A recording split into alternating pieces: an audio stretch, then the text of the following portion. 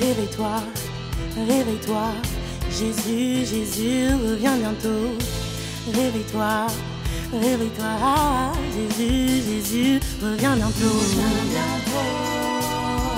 Il revient bientôt. Il revient bientôt. Il revient bientôt. Elia, Elia, j'ai dit Elia, Elia, Elia, chantons tous Elia, Elia, Elia, nous t'invoquons Elia, ce soir Jésus, manifeste-toi. La langue yo, oh, la langue molango, na yo, la langue, yes, la langue molango, na yo. Laisse parler ton cœur, laisse parler ton cœur ce soir. Parle-lui. Dis-lui, Seigneur, visite-moi. Que je sois une bonne terre qui recevra cette parole ce soir. Parle-lui. La langue yo, la langue yo. Je t'aime tellement, Jésus. Oh,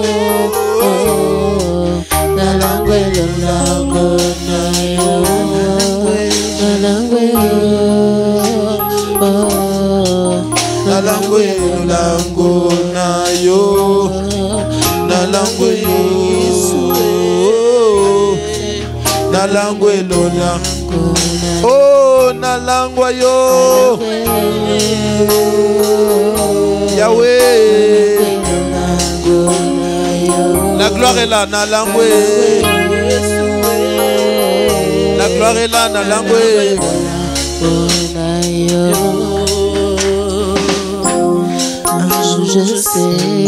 Un jour je sais, un jour je sais, Jésus reviendra. Jésus reviendra un jour. C'est la plus grande promesse qu'il a faite. Un jour il reviendra chercher son peuple. Yes. Yes. Yes. Yes. Yes. Yes. Yes. Glory to God. La gloire est là. La gloire est là. La gloire est là. Parle-lui. Témoigne ton amour pour lui. Déverse ton cœur pour lui. La gloire est là. La gloire est là. La gloire est là. Oh, un jour je sais. Un jour je sais. Jésus reviendra me chercher pour m'amener au ciel. Un jour je sais, oh un jour je sais, Kocha, hey Shama, Shama, Alléluia, Alléluia, gloire à toi Seigneur. Père, laisse que ta gloire brille dans ce lieu. La sainte convocation est la paix. La sainte convocation est la paix. La sainte convocation, oh Dieu. Visite ton peuple ce soir. Visite ton peuple, oh mon Dieu. Montre-leur que tu n'es pas un Dieu historique. Que tu es vivant, que tu vis au milieu d'eux. Descends Seigneur Jésus-Christ. Descends Seigneur Jésus-Christ. Descends Seigneur Jésus-Christ. Que les ciels s'ouvrent, Père. Que les ciels s'ouvrent, oh Dieu.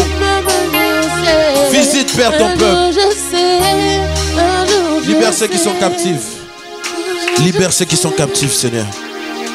Nous t'invoquons, oh Jésus. Que ta présence soit réelle, Père éternel. Que ta gloire, Père éternel, puisse briller sur la face de tes servantes et tes serviteurs. Au nom de Jésus-Christ, acclamons le Seigneur.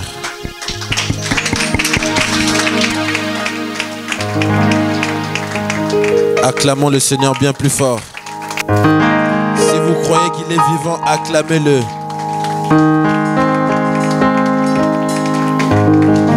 Amen, amen. Merci aux chantres. Restez debout parce qu'on va lire la parole de Dieu. Plusieurs personnes ont été invitées. Je vais garder les deux. Peut-être un moment, j'aurai besoin de vous. Elia, vous avez joué une bonne note tout à l'heure, j'ai entendu. Que Dieu vous bénisse de venir communier avec nous. C'est une sainte convocation pour nous. Voyez-vous, on s'attend à Dieu. On attend la gloire de Dieu.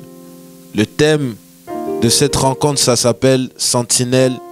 Que dis-tu de la nuit? Avant de commencer le service, prenez vos Bibles, on est dans Ésaïe, le chapitre 21, 11 à 12. J'aimerais souhaiter un joyeux anniversaire à mon collaborateur. Amen. On va faire une prière pour le frère aussi. On va dire un mot que le Seigneur fasse dans sa vie. Prions.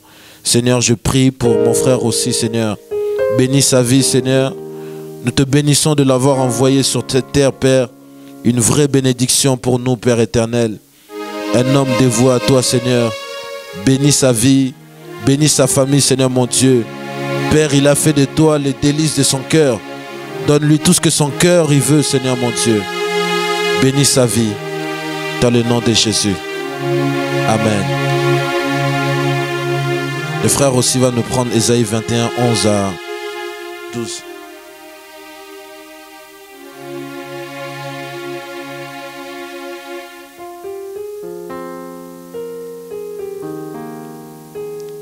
Oracle sur Dumas. On m'écrit de Sierre. Sentinelle, que dis-tu de la nuit? Sentinelle, que dis-tu de la nuit? La sentinelle répond, le matin vient, et la nuit aussi. Si vous voulez interroger, convertissez-vous et revenez. C'est la parole du Seigneur, inclinons nos têtes. Seigneur Jésus-Christ, nous te bénissons, Père, pour cette parole qui vient d'être lue, ô Dieu.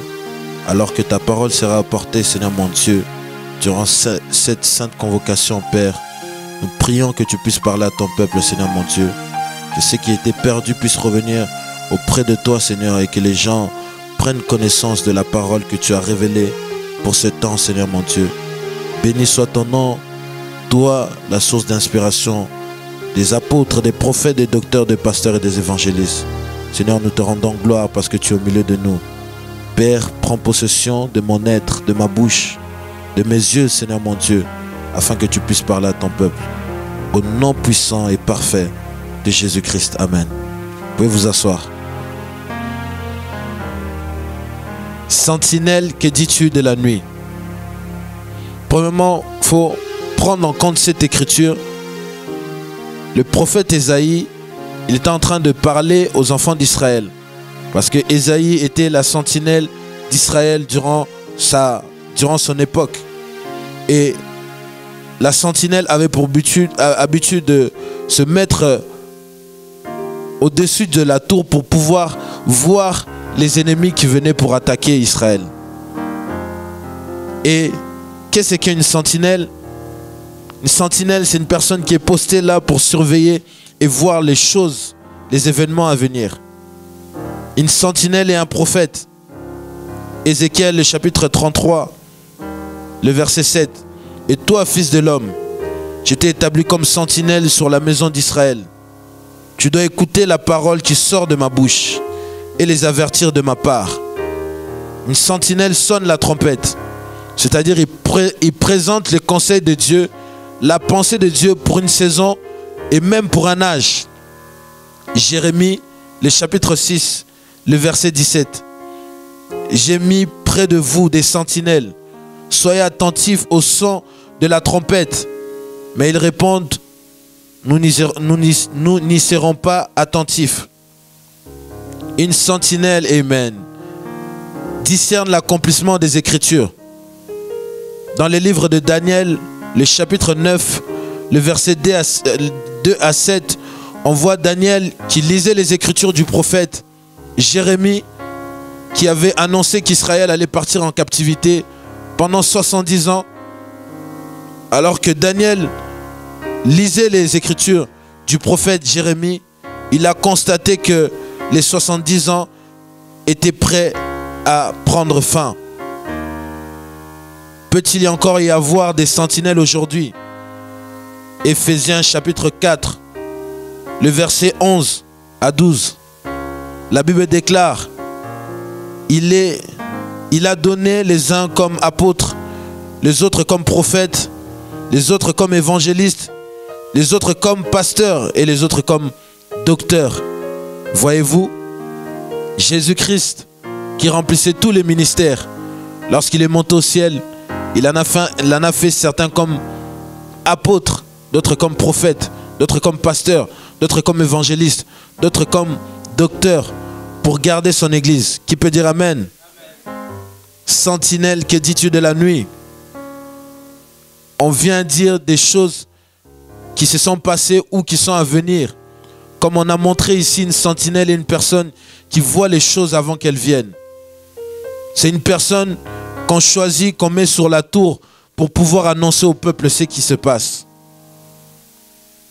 Et par la grâce de Dieu, comme une sentinelle, je viens vous parler ce soir. Premièrement, j'aimerais vous dire, nous sommes au dernier âge de l'église de Jésus-Christ sur terre. Non seulement au dernier âge, mais à la fin de cet âge, Apocalypse, le chapitre 3, le verset 16. Mais aussi nous sommes à la fin du temps de la fin. Acte 2, le verset 15 à 19. Ces gens ne sont pas ivres comme vous le supposez, car c'est la troisième heure du jour. Mais ceci est ce qui a été dit par le prophète Joël. Dans les derniers jours, dit Dieu, je répandrai mon esprit sur toute chair. Vos fils et vos filles prophétiseront. Vos jeunes gens auront des visions et vos veillards auront des songes.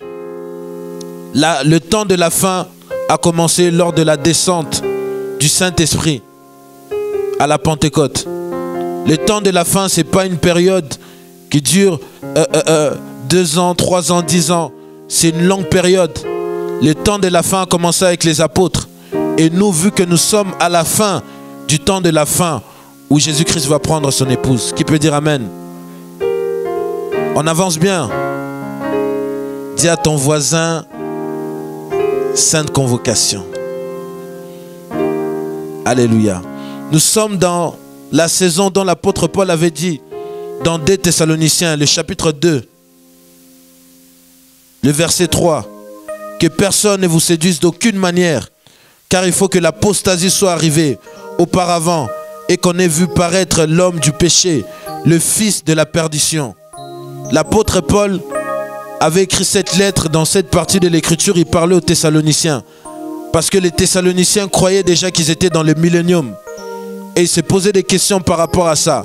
Et l'apôtre Paul a commencé à cadrer les choses selon la prophétie et la révélation que Dieu lui avait donnée. Il a dit aux Thessaloniciens, il faut que l'apostasie vienne d'abord. Et nous voyons l'apostasie, l'abandon de la foi.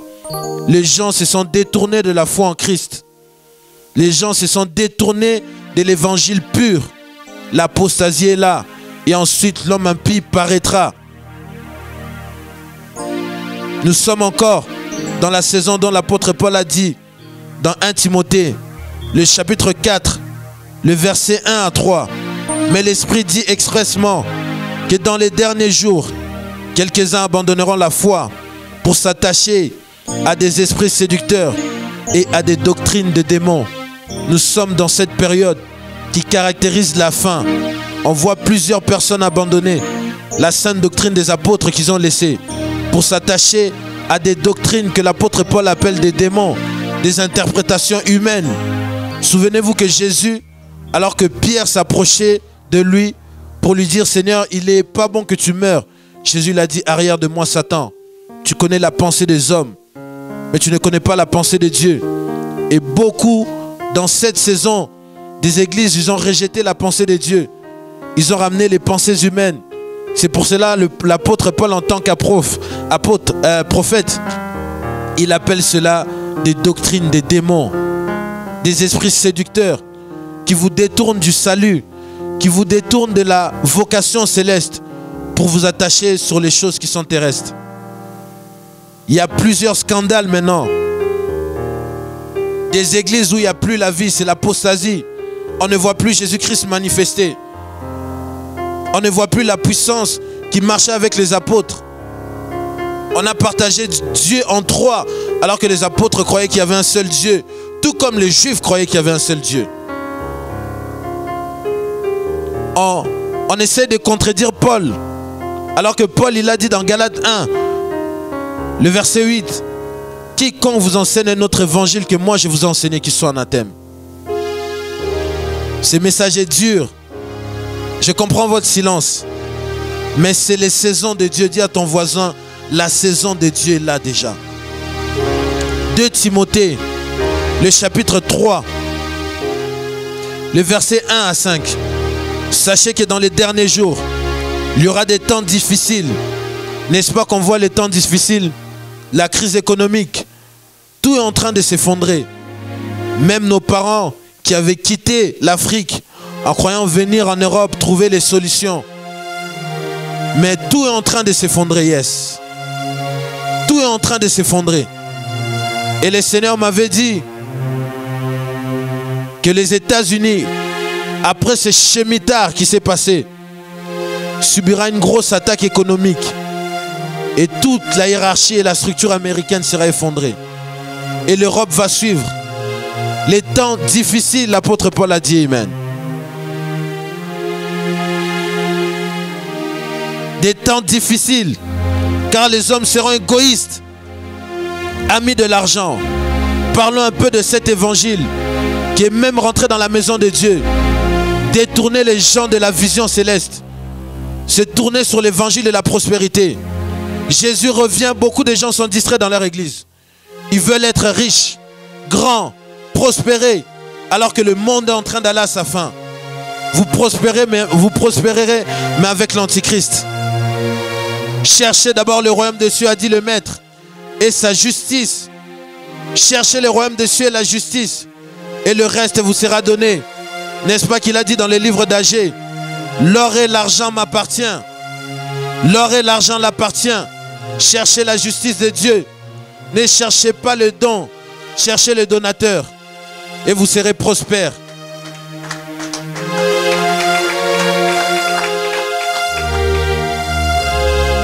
La Bible continue. Les gens seront fanfarons, hautains, blasphémateurs, rebelles. Les enfants seront rebelles à leurs parents. Les gens seront ingrats, irréligieux, sans affection humaine, sans fidélité, calomniateurs, incontinents, cruels, haïssant les gens de bien. Amen. Traîtres, emportés, enflés d'orgueil, aimant les plaisirs plus que Dieu. On aime Facebook plus que Dieu. On aime Twitter plus que Dieu. On n'arrive pas à trouver le temps pour Dieu. On arrive toujours à trouver le temps pour aller se faire de l'argent. On est devenu irréligieux. On s'est dit qu'on est croyant, mais croyant, ça reste juste par une tradition. Nos vies ne reflètent pas que nous croyons. C'est la honte aujourd'hui de nous appeler chrétiens. Autrefois, c'était une fierté. Les chrétiens qui étaient persécutés, on les appelait les disciples de Christ. Chrétien veut dire comme Christ. La Bible dit quiconque ne marche pas comme Christ est un menteur. Plusieurs doivent avoir honte qu'on les appelle chrétiens. On souille le nom du Seigneur. Le Seigneur avait reproché à Israël. Il avait choisi Israël. Il a dit j'étais choisi parmi les nations pour sanctifier mon nom. Mais tu ramènes l'opprobre à mon nom. Et les chrétiens aujourd'hui, Dieu a choisi un peuple spirituel. À Jérusalem, ils ont bien commencé. Mais tout au long des âges, le diable s'est introduit. On a commencé à adorer des faux dieux. On a commencé à devenir une opprobre pour le nom du Seigneur. Les jeunes chrétiens d'aujourd'hui sont juste des noms. Ils vivent dans la fornication. Ils vivent dans des mensonges. Des faux témoins de Christ. Des faux témoins de Christ. La Bible continue. L'apôtre Paul continue. Il dit, ayant l'apparence de la piété, amen, mais régnant ce qui fait la force. Éloigne-toi d'eux. Éloigne-toi de ces hommes. L'image de la piété, la religion. Dimanche, on est saint. La semaine, on est païen. L'hypocrisie. Mes frères, soyez hypocrites devant les hommes, ne soyez pas hypocrites devant Dieu. Dieu vous voit lorsque vous êtes avec vos copines.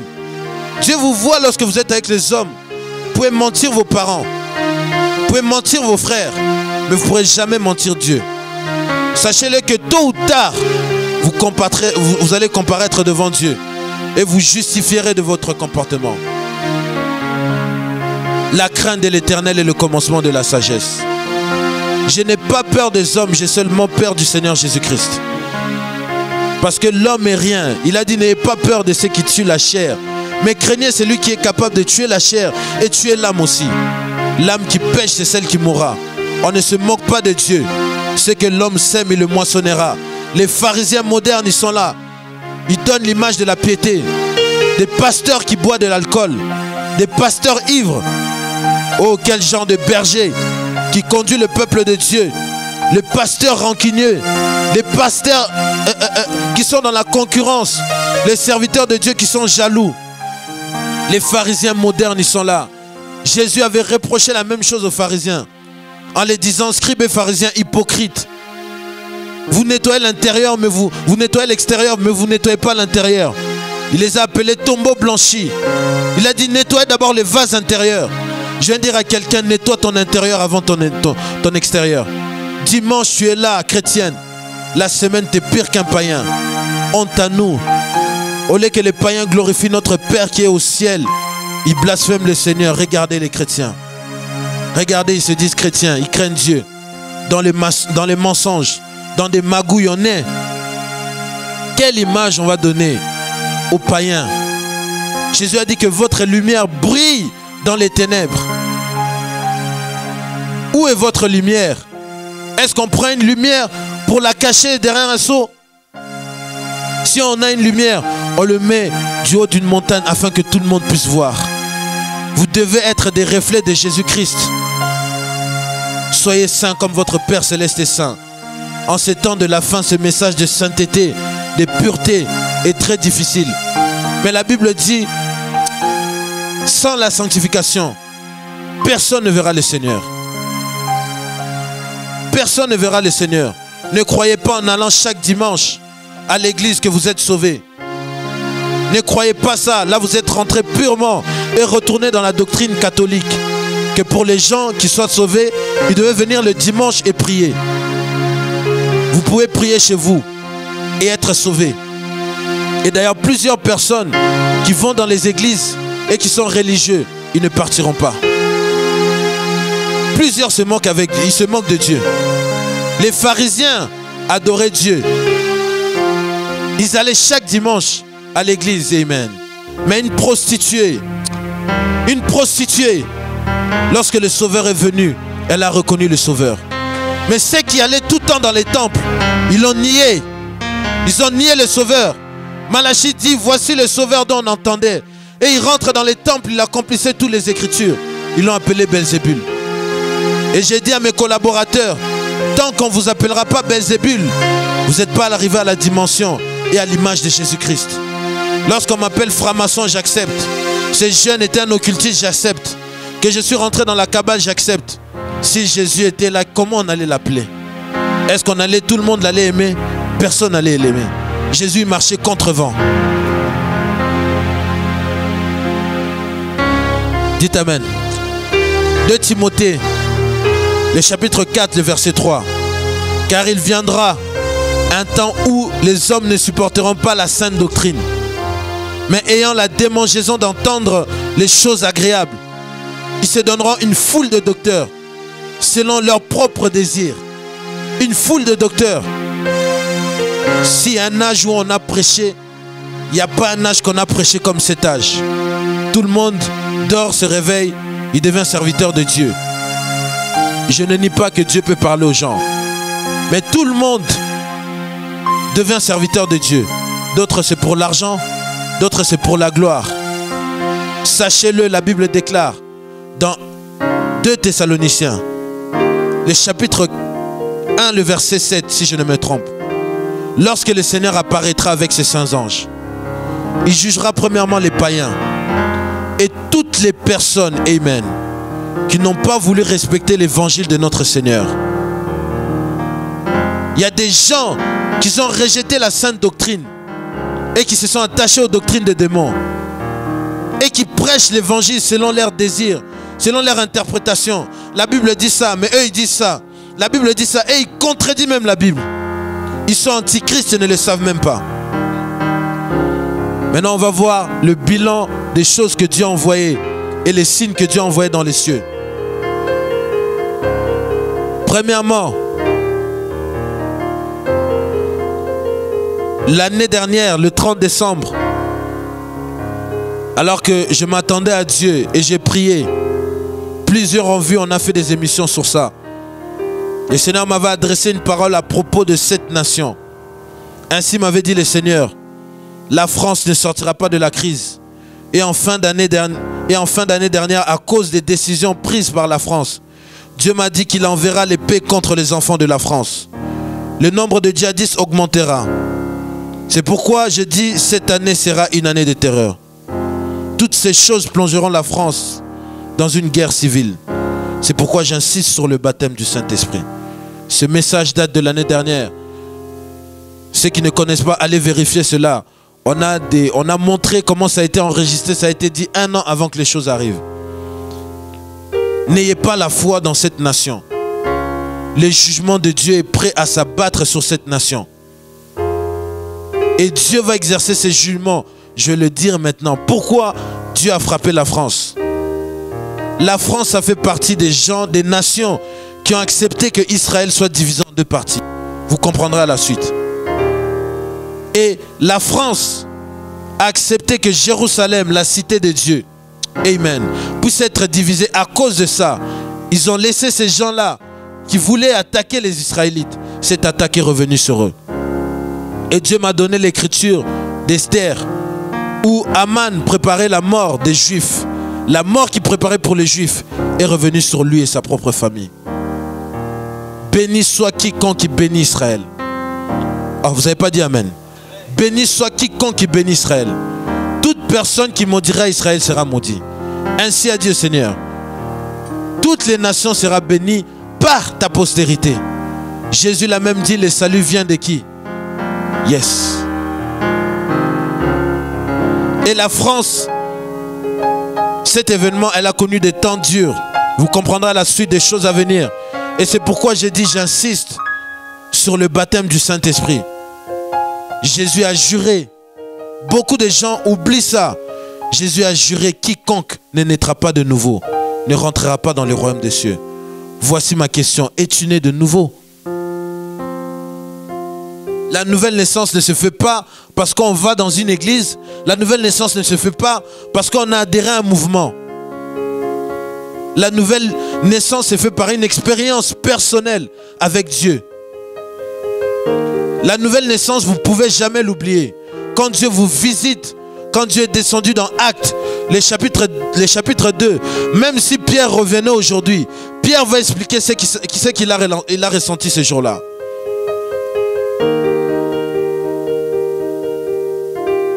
Est-ce que vous avez le Saint-Esprit? Et le Seigneur m'a dit, toutes ces choses plongeront la France dans une guerre civile. Si vous regardez les informations, vous voyez déjà il y a un mouvement à Ajaccio qui est anti-islam, qui commence à manifester, qui veut tuer les musulmans, qui veut tuer les arabes. Et cette guerre civile, elle commence à s'intensifier. En avançant, on va comprendre. Dites, avance un peu, avance un peu. Avance un peu. Et cette année encore, Dieu a envoyé plusieurs signes dans le ciel. Il y a eu un événement qu'on appelle les tétrades qui sont apparus dans les cieux. Psaume 18 dit que Dieu, le ciel raconte la gloire de Dieu. Qu'est-ce qu'une tétrade? Une tétrade, c'est une tétrade lunaire, c'est une série de 4 éclipses lunaires qui se produisent à 6 unissons d'intervalle. Amen. Je crois que vous avez vu ça, même TF1, ils ont parlé de ça. Plusieurs ont vu ça, mais c'est un signe que Dieu a envoyé. Dieu, avant de réaliser ses desseins sur la terre, il montre des signes dans les cieux. Jésus a dit que ta volonté soit faite d'abord où? Au ciel comme sur la terre. Amen. Et ce mystère des tétrades est lié avec les Juifs. Joël, le chapitre 2, le verset 30 à 32. Amen. On vous parle des événements qui ont été dits il y a 2000 ans, 3000 ans, qui se passent maintenant. Pas 2014. Maintenant, cette année, ça s'est passé. Et le prophète, par inspiration de Dieu, il dit: je ferai paraître des prodiges dans les cieux et sur la terre, du sang, du feu et des colonnes de fumée.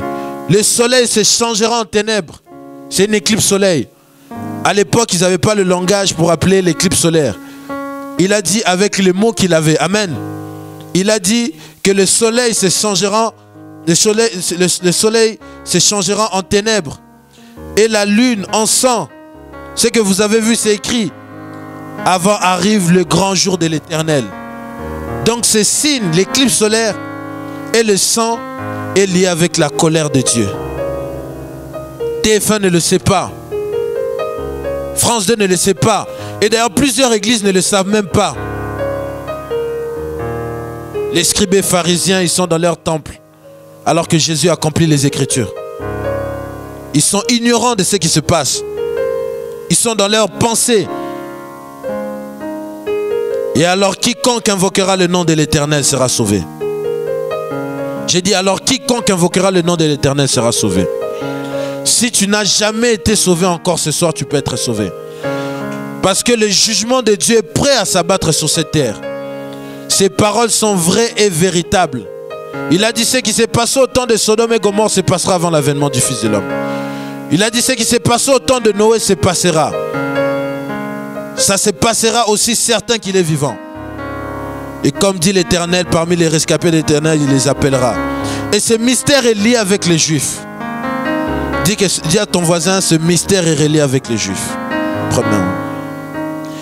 Le mystère des tétrades est le signe de jugement aussi pour le monde, comme on l'a dit.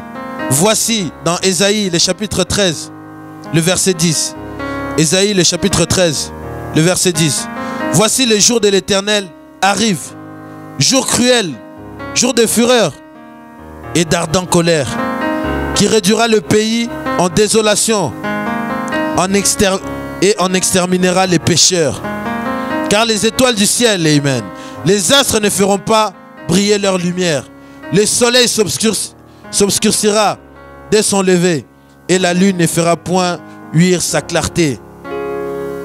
Et le Seigneur Jésus aussi, dans Matthieu 24, alors que ses disciples lui posaient des questions, comment est-ce qu'on va reconnaître la fin du monde? Comment est-ce qu'on va reconnaître que tu reviens? Écoutons le Maître ce qu'il dit.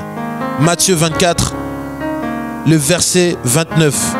Or, aussitôt après l'affliction de ces jours, le soleil deviendra obscur. La lune ne donnera point sa lumière. Les étoiles tomberont du ciel et les vertus des cieux seront ébranlées. Donc le mystère des tétrades est un grand signe pour le peuple de Dieu.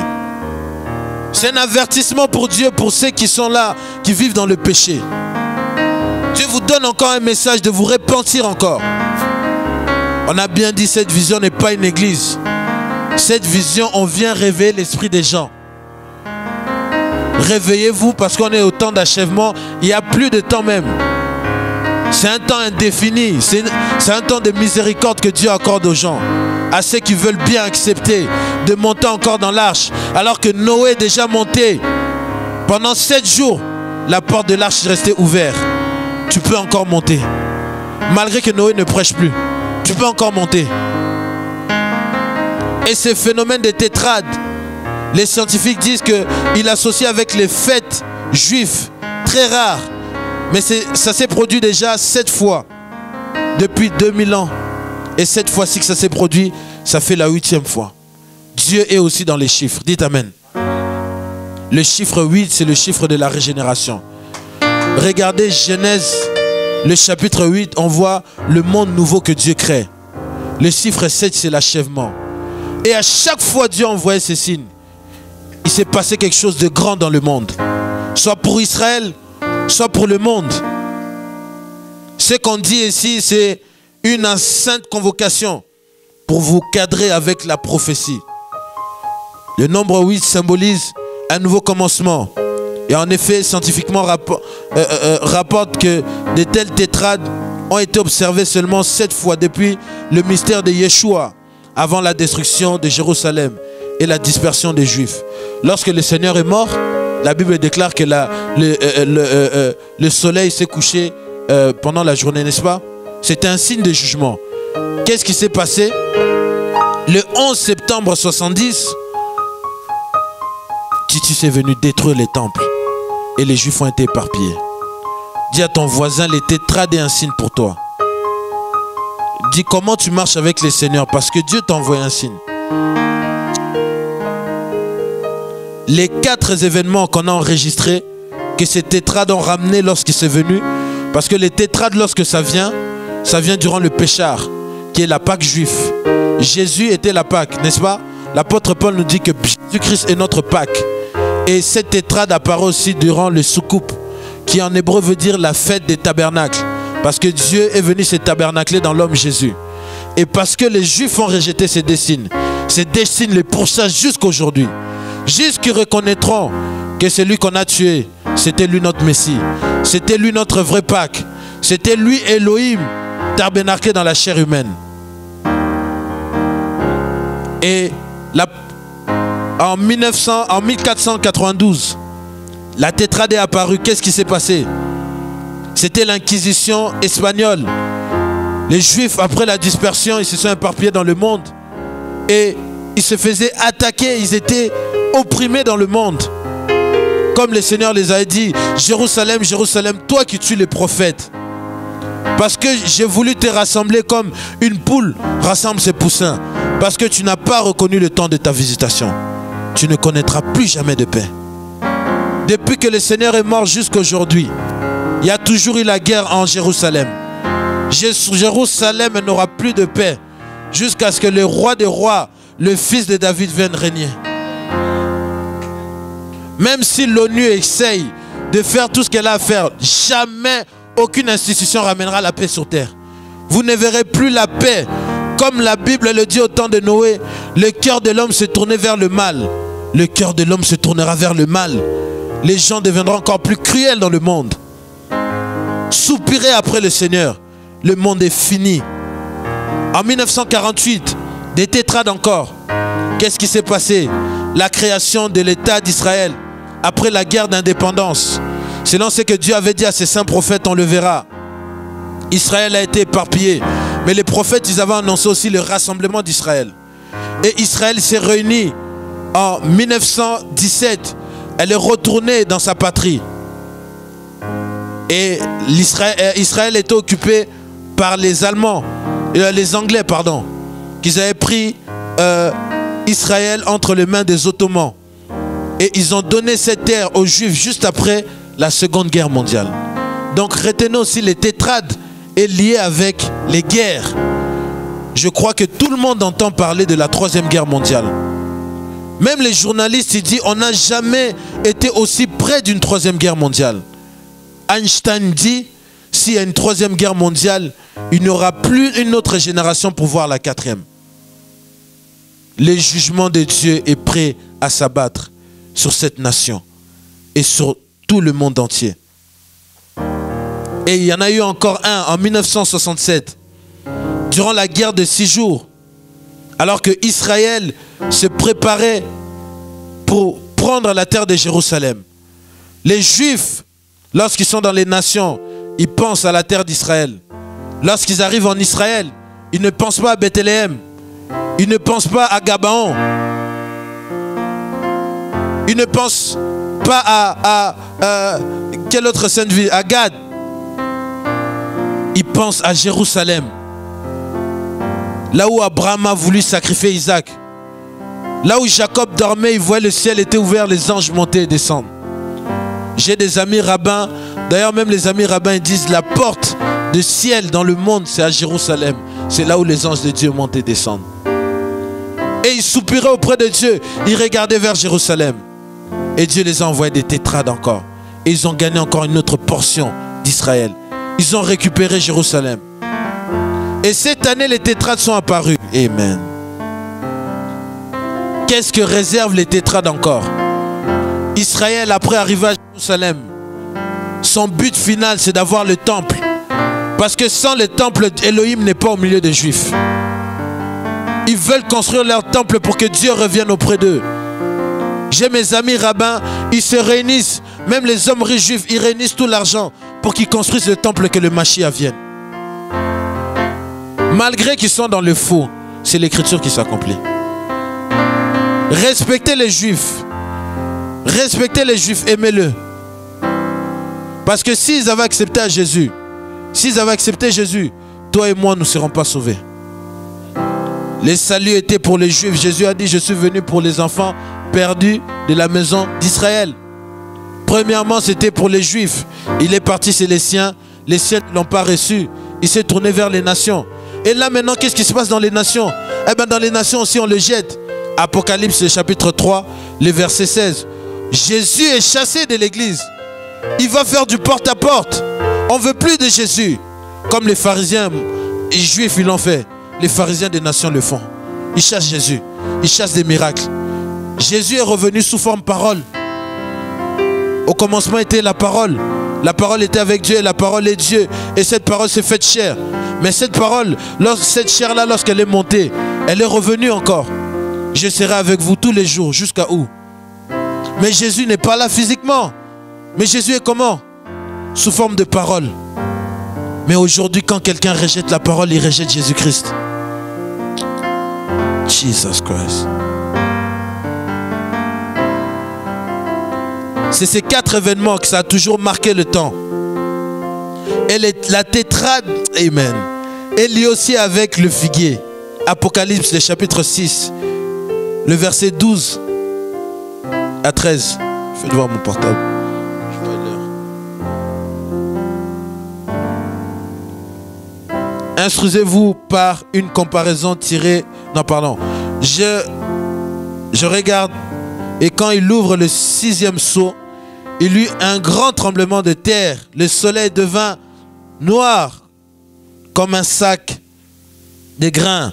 La lune entière devient comme le sang. Les étoiles du ciel tombèrent sur la terre, comme lorsque le figuier étant agité par un grand vent laisse tomber ses figues vertes. N'est-ce pas quelqu'un parlait du figuier? Allons encore dans Matthieu, le chapitre 24, le verset 32. Frère, oh l'honneur, on commence à atterrir. Instruisez-vous par une comparaison tirée du figuier. Dès que ses branches deviennent tendres et que les feuilles poussent, vous connaissez que l'été est proche. De même, quand vous verrez toutes ces choses, sachez que le Fils de l'homme est à la porte. De même, lorsque vous verrez toutes ces choses, sachez que le Fils de l'homme est à la porte. Le figuier représente toujours Israël. Il disait, parce que Jésus avait maudit le figuier, parce qu'il ne donnait pas de fruits. Jésus, dans le prophétique, il avait maudit Israël, parce que Israël ne donnait pas de fruits. Il ne reflétait pas Dieu. Jésus a maudit Israël. Mais il a dit, mais lorsque vous verrez ce figuier devenir tendre, et que ses feuilles commencent à bourgeonner, et que ses feuilles commencent à devenir tendres, à celui qui lise, qui sache que l'heure est proche, que l'été est proche. Et l'été, c'est quoi? Le soleil brille le plus durant le mois de l'été, durant la période de l'été. Et l'été, c'est le Seigneur Jésus-Christ. L'été, le soleil qui brille, c'est Christ qui sera élevé, qui sera révélé. Sachez, lorsque vous verrez tous ces signes, que le Fils de l'homme est à la porte. Moïse avait prophétisé dans Deutéronome 18, le verset 64. L'Éternel te dispersera parmi tous les peuples, d'une extrémité de la terre à l'autre. Et là tu serviras d'autres dieux que n'ont point connu ni toi, ni tes pères, du bois, de la pierre. Parmi ces nations, tu ne seras pas tranquille, amen. Tu n'auras pas un lieu de repos pour la plante de tes pieds. L'Éternel rendra ton cœur agité et tes yeux languissants, ton âme souffrira. Israël a souffert quand elle était dans les nations. Israël a été persécuté Vous connaissez l'histoire de la Shoah, l'Allemagne qui a voulu même éradiquer, supprimer la race d'Israël. Cette prophétie, elle est accomplie. La Bible est vraie. Ça ne veut pas dire que vous ne la lisez pas ou que vous ne la comprenez pas, qu'elle est fausse. Ces choses, Dieu l'avait dit et Dieu l'a accompli. Qui peut dire Amen? Qui peut dire Amen? La Bible est vraie. Dis à ton voisin, la Bible est vraie. La Bible est vraie. Ésaïe 11, le verset 11. Dans ces temps-là, le Seigneur étendra une seconde fois, Amen, sa main pour racheter les restes de son peuple, dispersés en Assyrie, en Égypte, en Patros et en Éthiopie, en Élan, en Chiner et à Hamath et dans les îles de mer. Il dit encore la prophétie que Dieu prendra, il étendra encore une seconde fois sa main pour aller chercher son peuple. Qui est son peuple? Israël. Est-ce que Dieu ne le fait pas? Regardez, il y a plus de 100 000 ans, il y a 100 000 ans de cela, il n'y avait aucun juif en Israël. Les juifs, ça fait 100 ans, 150 ans maintenant, qu'ils ont commencé à retourner dans leur terre. Dis à ton voisin, quelle heure est-il pour toi? Quelle heure est-il pour toi? Ésaïe, le chapitre 43, le verset 11. Ainsi parle maintenant l'Éternel, qui t'a créé, ô Jacob, celui qui t'a formé, ô Israël. Ne crains rien, car je te rachète. Je t'appelle par ton nom. Tu es à moi. Si tu traverses les eaux, je serai avec toi. Le fleuve et les fleuves, je ne te submergerai, et les fleuves ne te submergeront point. Si tu marches dans le feu, tu ne te brûleras pas, et les flammes ne t'embraseront pas. Car je suis l'Éternel, ton Dieu. Amen.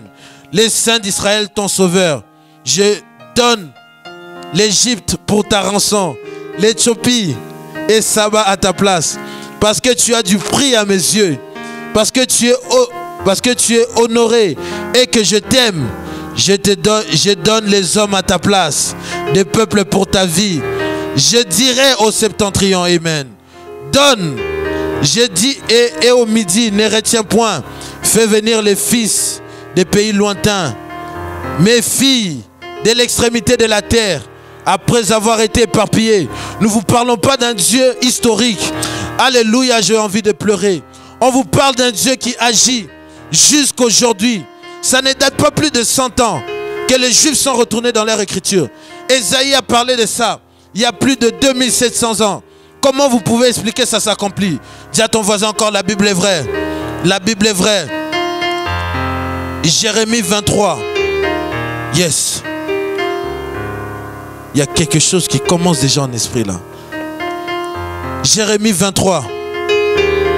Le verset 3. Je rassemblerai les restes de mes brebis de tous les pays où je les ai chassés. Je les ramènerai dans leur pâturage. Elles seront féconds et se multiplieront. Je ramènerai mes brebis que j'avais chassées. Je vous ai dit que en l'an 70, le 11 septembre, Dieu a chassé les Juifs. Sortez de ma patrie. Vous n'avez pas voulu m'accepter. Allez, sortez. Partez dans les nations. Et ce même Dieu qui avait dit ça. Parce que le sentiment le plus proche de Dieu, quand il a sa colère, c'est l'amour. Dieu était fâché contre Adam. Mais la même personne qui était fâchée contre Adam est partie chercher Adam. Adam, où es-tu? C'était l'amour de Dieu qui s'exprimait. Dieu nous avait tous condamnés au péché. Mais son amour était tellement fort qu'il a accepté de devenir un homme pour nous sauver. Je ne sais pas comment tu as marché avec Dieu. Tu as péché. Tu dis que Dieu m'en veut, Dieu ne me pardonnera pas. Il t'a frappé. Mais je viens te dire les sentiments de Dieu. Plus proche de sa colère, c'est son amour. Dieu t'attend comme le Père attendait le Fils prodigue devant la porte. Il t'attend ce soir que tu reviennes à la maison. Ce message c'est pour toi, pour que tu reviennes à la maison. Les temps sont mauvais. Amen. Troisième événement. Le Vatican a soutenu l'idée qu'Israël doit être divisé en deux. Le Vatican, un journaliste écrit, le Vatican vient de reconnaître officiellement l'État de Palestine. C'est un moyen d'oppresser les Juifs en incitant et en soutenant la création d'un État palestinien. Est-ce que ça c'est prophétique? Prenez Joël, le chapitre 3. Jesus. Le verset 2. Aucune chose ne peut se passer sur cette terre sans qu'elle soit écrite dans la Bible. Aucune chose peut se passer sur cette terre sans que Dieu l'ait déjà dit dans la Bible. Toutes les promesses qui sont dans la Bible, si on l'écrit, si ça parle de toi, crois à ça. Cherche pas à comprendre. Si il dit par ses meurtrissures, t'as été guéri, crois. Si la Bible dit que sans croire à Jésus-Christ, il n'y a pas de salut, crois. Ne cherche pas à comprendre. Dieu, on ne peut pas le comprendre. Plusieurs ont voulu comprendre Dieu, ils ont dit que Dieu n'existait pas.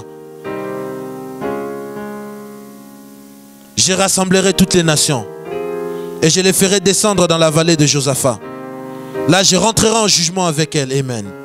Au sujet de mon peuple Israël, mon héritage qu'elles ont dispersé parmi les nations, et au sujet de mon pays qu'elles se sont partagées. Et le pape est le représentant de la Rome antique. Vous savez ça? Le pape est le représentant de la Rome antique. D'ailleurs, même l'église catholique, on appelle l'église romaine. On l'appelle l'église romaine, n'est-ce pas? Et Rome a chassé les juifs, les a éparpillés. Retenez ce que je vous dis, c'est très prophétique ici. Dieu dit, il jugera les nations. Il jugera parce qu'ils ont dispersé quoi? Son héritage. Qu'est-ce qui a dispersé les enfants d'Israël? Titus était de Rome. Et l'histoire se reproduit. Qui est là? Le pape. Et le pape, il est comme le chef d'État. Hein? Le pape, c'est un chef d'État. Parce qu'ils sont partis à l'ONU, ils ont levé aussi le drapeau du Vatican. Donc l'ONU, le Vatican fait partie d'un État. Et le chef d'État du Vatican, il dit qu'on doit séparer la terre de Dieu. Ils accomplissent les Écritures. Et nous, nous voyons ça, nous nous préparons. Nous savons que quelque chose de mauvais vient. Dis à ton voisin, il y a quelque chose de mauvais qui vient.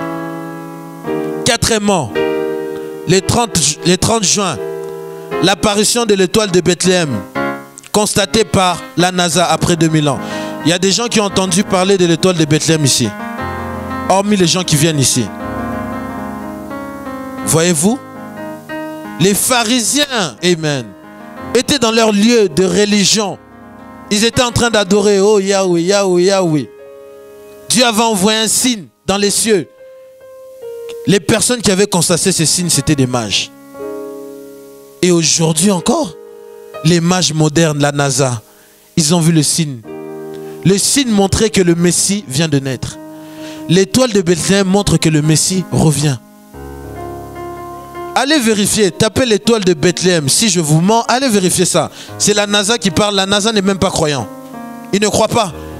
Ils ont dit qu'après 2000 ans, il y a 2000 ans de cela, cette étoile était apparue. Cette étoile est encore revenue. Et cette étoile, c'est la fusion de deux planètes. Parce que Jésus a dit, il a lui aussi sa venue avec... comment il a dit ça? Avec l'ébranlement des astres célestes qui se sont ébranlés. Et vous savez que les planètes, c'est des astres? Et deux planètes sont rentrées en constellation, Jupiter et Vénus. Et ils sont rentrés en constellation, ils ont formé une étoile.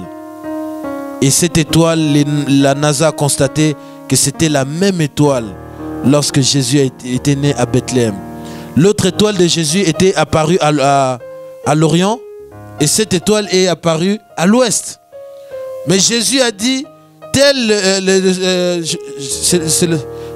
l'éclair, amen, s'élève à l'Orient et se couche à l'Ouest.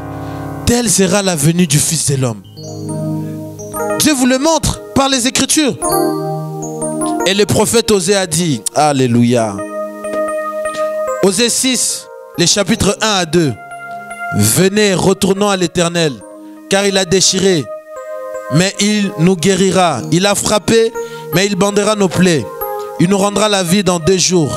Le 3e jour, il nous relèvera et nous vivrons devant lui. Le prophète, il dit que Dieu a frappé Israël pendant 2 jours. Et après les 2 jours, il les guérira et il bandera leurs plaies. Et le 3e jour, ils vivront devant sa face. Demandez-moi qu'est-ce que ça veut dire. Non, non, tu ne m'as pas bien demandé. 2 Pierre, le chapitre 3, le verset 8. La Bible déclare que 1000 ans aux yeux du Seigneur est comme un jour. Littéralement, Dieu a dit qu'il allait frapper les Juifs pendant 2000 ans. Et ça fait 2000 ans que Dieu frappe les Juifs qui sont retournés dans les terres. Et il va commencer à bander leurs plaies, les guérir, les soigner. Et après le 3e jour, ils vivront devant sa face. Le 3e jour, c'est 1000 ans. Et c'est le millénium lorsque les Juifs, après la tribulation, viendront avec Christ régner. Les Juifs sont retournés dans leur patrie. Le fait déjà que les Juifs sont dans leur patrie, Dieu est en train de bander leurs plaies. Dieu est en train de les soigner. Les Hezbollah les lancent des bombes, des missiles, ça ne les atteint pas. Ils disent, mais les Juifs, ils font de la magie. Mais le prophète Amos, il a dit, à ce temps-là, les nations sauront que l'Éternel habite à Sion. Sion, c'est Israël. Je ne soutiens pas la politique ici, mais je soutiens le peuple juif à 100%. Je ne parle pas de la politique. Ne me rentrez pas, les gens qui vont regarder, ne me rentrez pas dans les histoires Palestine, Israël. Non, non. Moi, je parle de la prophétie. Moi, je parle de la prophétie. Vos sentiments, vos opinions, ça m'est égal. Moi, si Dieu l'a dit, ça s'est accompli, je dis Amen. 5e, cette année, c'était, en plus d'avoir les tétrades, c'était le Shemitah pour le juif. Le 14 septembre, c'était le Rosh Hashanah, l'introduction du jubilé. Les Shemitah, c'est très long à expliquer. Pour vous dire juste, les Shemitah, ça veut dire release. I try to say it in English. Release. Release. Comment je veux dire release? Le relâcher, supprimer les dettes. Vous voyez? Supprimer les dettes, tout ça. Et à chaque fois, il y a le Shemitah. Il y a une crise économique qui vient ou il y a une guerre qui vient. Donc voilà, c'est ça les Shemitah. C'était les Shemitah juifs. Je ne vais pas trop m'appesantir sur ça. Et 6e, les prophéties accomplies du mois de septembre. Il y a eu beaucoup de signes au mois de septembre. Frère, là vous m'endormez. Revenez sur All Honor, All Honor. Les signes de la femme habillée avec le soleil dans les cieux. Le 23 septembre 2015 montrait un signe que dans 2 ans, un signe apparaîtra dans les cieux, littéralement le 23 septembre 2007, d'une femme habillée avec le soleil. Je vous ai dit que Dieu annonce les choses dans les cieux. Les cieux annoncent la gloire de Dieu. Et dans les livres d'Apocalypse, le chapitre 12, le verset 1, le prophète aussi a parlé de ça. Il a dit, un grand signe apparut dans les cieux. Amen. Une femme enveloppée du soleil, la lune sous ses pieds et une couronne de 12 étoiles sur sa tête.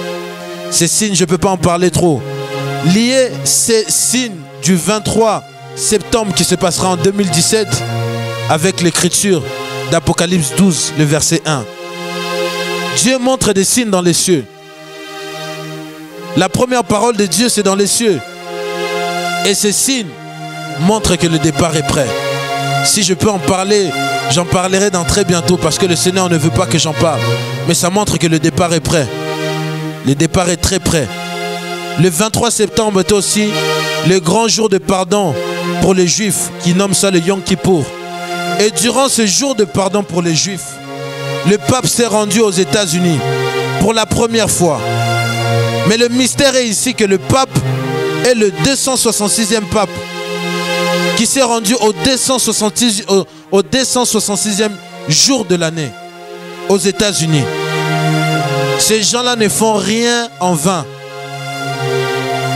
Dans les mystères de la géométrie, le pape, il s'appelle pape George Mario Bergoglio.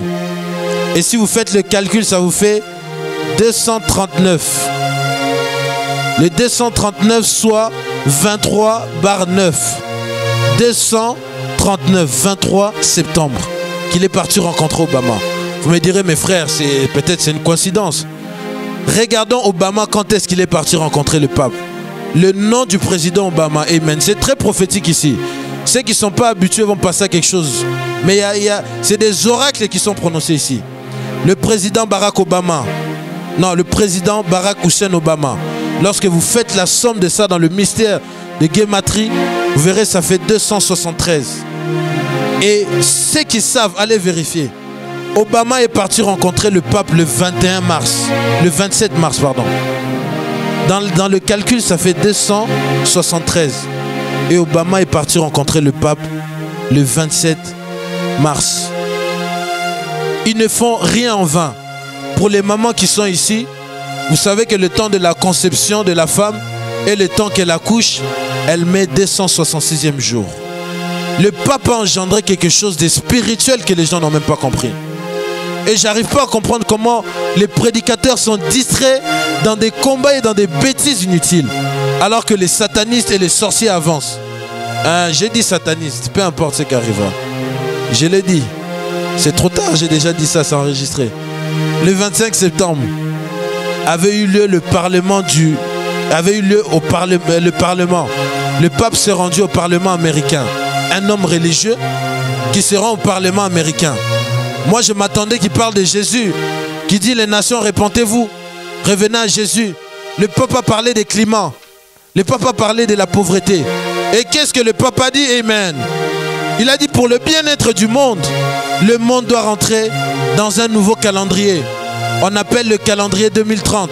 Le pape l'a engendré officiellement. Et les Américains sont secoués parce que le nouveau calendrier, lorsqu'ils examinent les choses que le pape a dit, c'est rien d'autre que le nouvel ordre mondial. Le pape a confirmé le nouvel ordre mondial. Apocalypse 13 est rentré en vigueur. On dit que la bête va réunir tous les religieux, tous les païens, tous vont se réunir sur un seul état, une seule pensée, une seule nation. Dis à ton voisin, Babylone est ici. Nimrod était aux États-Unis. Nimrod est en train de bâtir la tour. La mondialisation, j'ai pas peur de le dire. La mondialisation, c'est le nouvel ordre mondial. C'est le nouvel ordre mondial. Détruire les valeurs religieuses. Combattre Jésus-Christ. Et ils se sont réunis aussi le 30 septembre. Pour la première fois, l'ONU a décidé de hisser le drapeau palestinien. Et ça accomplit l'écriture qu'on vient de lire dans le livre de Joël 3, le verset 2. Où Dieu dit, il rassemblera les nations. Pourquoi? Pour juger les nations qui ont séparé son héritage. Mais l'ONU, ça veut dire quoi? Les nations. Dieu a vu ça au loin. Craignons Dieu maintenant. Le but de ce que Dieu veut ce soir, que vous marchiez avec sa crainte. Que vous le craignez à chaque fois que vous marchez. Vous savez, même si vous ne le voyez pas, même si vous ne l'entendez pas, Jésus-Christ est vivant. Jésus-Christ est vivant. Une autre prophétie s'est accomplie, yes. Dis encore à ton voisin, la Bible est vraie. Qui peut défier la Bible? Damas, un tas de ruines, le Seigneur avait dit ça. Ésaïe 17, le verset 1. Oracle touchant Damas.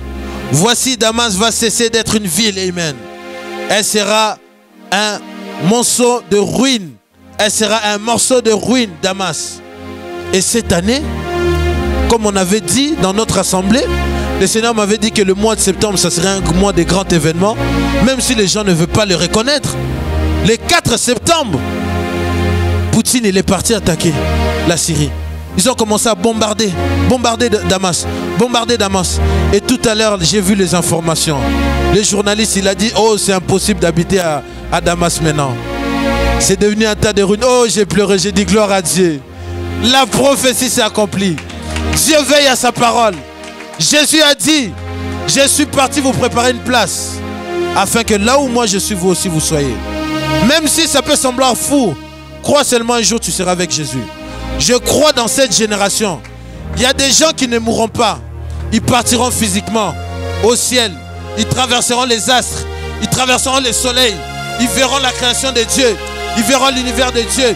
Vous êtes plus grand que les gens de la NASA. Vous êtes plus grand que la fusée. Vous allez sortir. Vous allez sortir. Vous allez sortir. Kasha, Kotoyobo. La prophétie sur la Russie. Septièmement, la prophétie sur la Russie. Après les attentats en France, les menaces des terroristes en Europe, l'Union européenne a décidé de s'engager aux côtés de la Russie pour combattre contre le mouvement terroriste. Lors d'une conférence, Poutine dit « Je réclame la paternité de cette union, amen, de peuple contre la Syrie, contre le Daesh. » Retenez, Poutine, il a dit qu'il réclame la paternité. Donc il réclame d'être le chef de ce mouvement. Est-ce que Dieu a parlé de ça? Est-ce que Dieu a parlé de ça? Est-ce que Dieu a parlé de ça? Ézéchiel 38, le verset 6 à 8. Gomer et tous ses troupeaux, amen. La maison de Garma, à l'extrémité du septentrion. Les septentrions pour les Juifs, ça tombe tout droit sur la Russie. Parce que le prophète Ézéchiel, il parlait en fonction de la localisation où il se trouvait. Donc le septentrion, c'était au-dessus des enfants d'Israël. Amen. Et le prophète, il dit quoi? Et toutes ces troupes, peuples nombreux qui sont avec toi. On parle du roi de Gomer. Gomer, c'est la Russie. Je vais vous le prouver bibliquement et avec l'histoire. Frère, continue ça. Continue ça. Ça me prépare déjà. My God. My God. My God. Alléluia. Alléluia. Les peuples nombreux qui sont avec toi.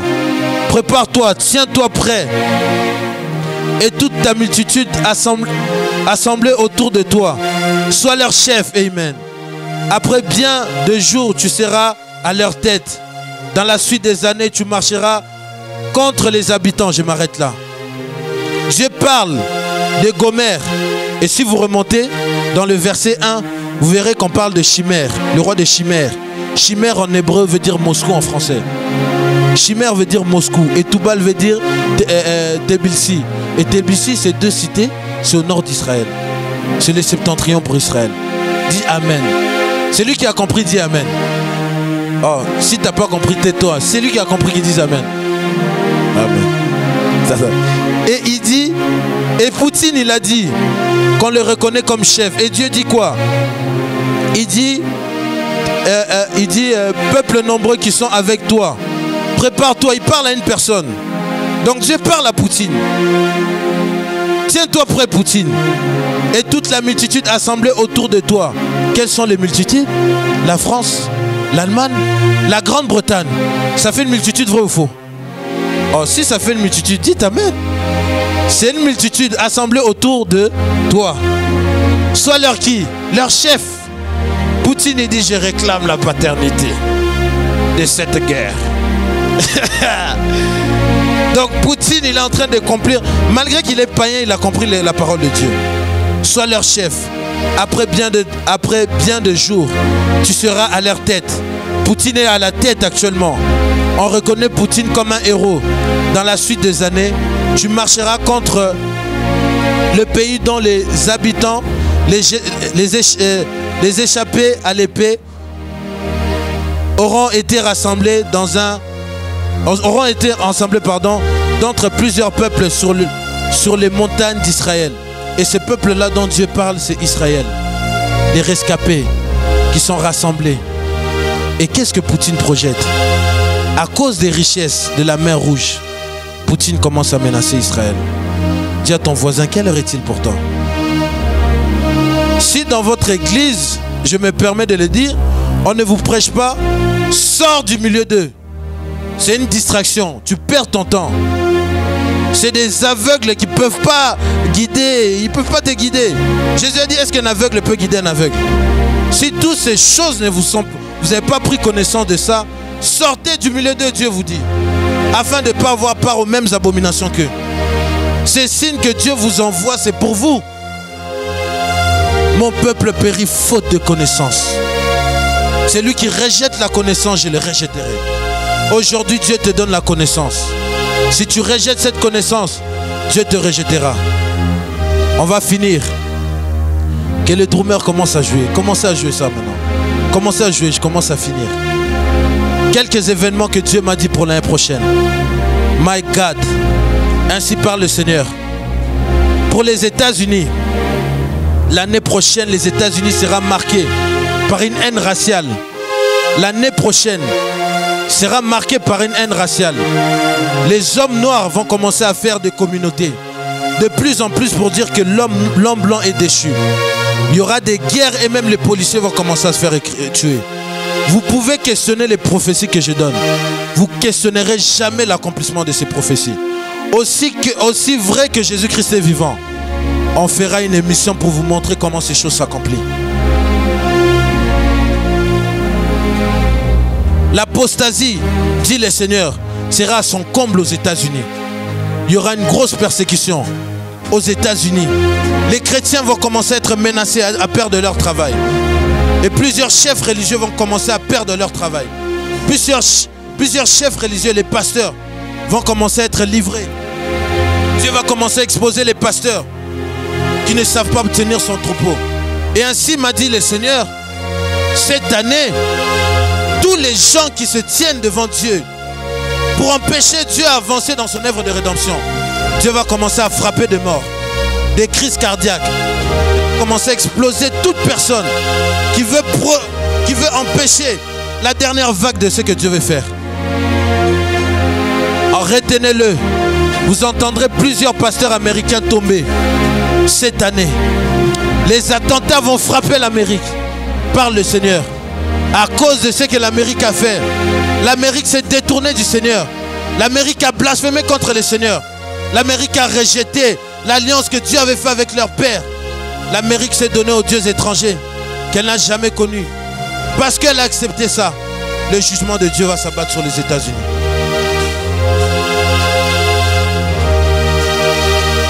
Ainsi dit le Seigneur. Oh my God, I feel it. I feel it. Thank you, Jesus. Ainsi parle le Seigneur. La prophétie que le prophète Branham avait donnée. Je répète, la prophétie que le prophète Branham avait donnée. Cet homme de Dieu mal compris par plusieurs personnes. Cet homme-là était un vrai prophète. Et le Seigneur vous montre déjà comme signe. Branham avait prophétisé que Los Angeles sera englouti sous les eaux. Et les Américains ne savent pas quel est le phénomène qui se passe à Los Angeles. La terre a tremblé. Ça a détruit la terre. Ce n'est que le commencement. Cette prophétie va s'intensifier. Cette prophétie va s'intensifier.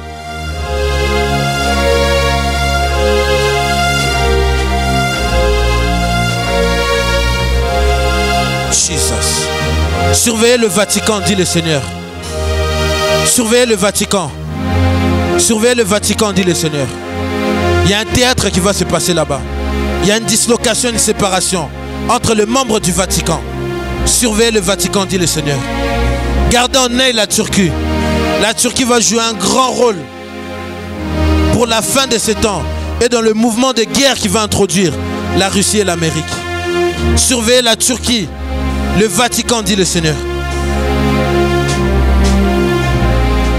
Le Seigneur m'a dit qu'il y aura plusieurs volcans qui vont se réveiller. Des volcans qui ont longtemps dormi. Le Pacifique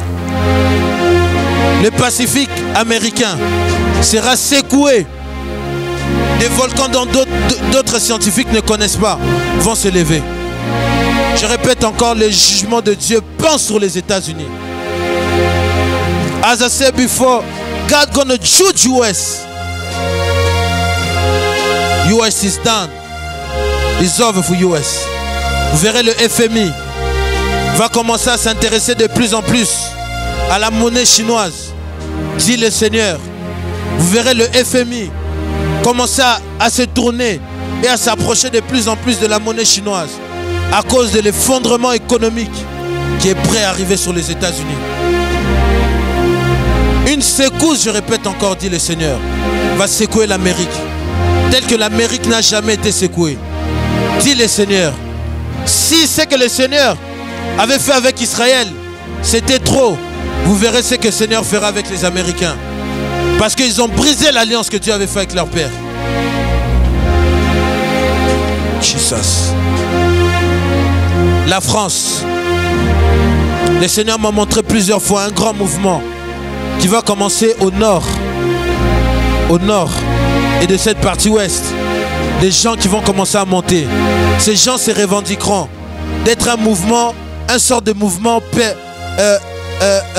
résistant un sort de mouvement de résistants. Et ces gens-là vont amener un grand mouvement anti-islamique.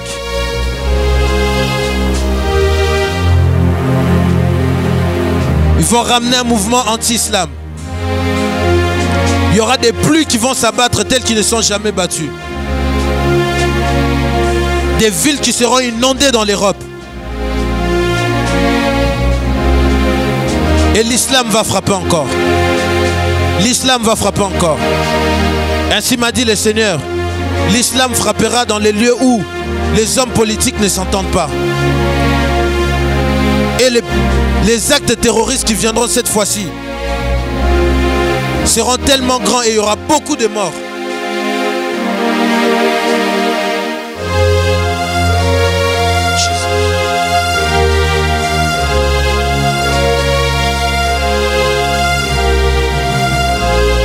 Le Seigneur me l'a répété à plusieurs fois. Il y aura plusieurs tentatives des hommes politiques. Plusieurs hommes politiques, tentatives d'assassinat cette année. Plusieurs hommes politiques.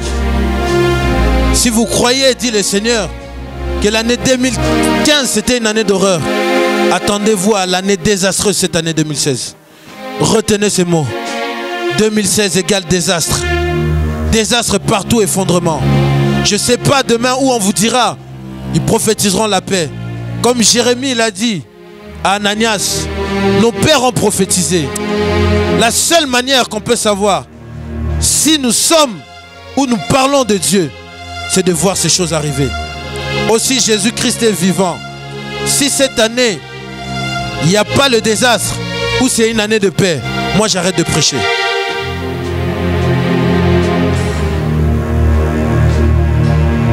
Plusieurs catastrophes naturelles sur le monde. Montez le son parce qu'on va commencer à prier. Plusieurs catastrophes dans le monde.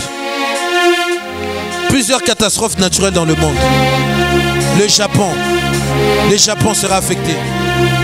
Le Japon sera affecté. L'Amérique sera affectée. Tous les pays qui se trouvent vers l'océan Pacifique seront affectés. Dans la question sentinelle, que dis-tu de la nuit? Je vous dis ce soir, l'aurore est près de s'élever. Jésus-Christ revient bientôt. Mais le ténèbre aussi est en train de venir. Le jugement de Dieu est en train de venir.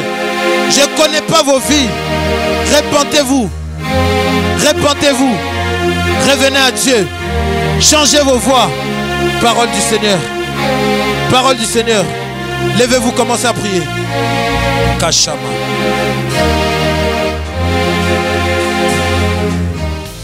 Réveille-toi, réveille-toi. Jésus, Jésus revient bientôt. Réveille-toi, réveille-toi. Jésus, Jésus revient bientôt.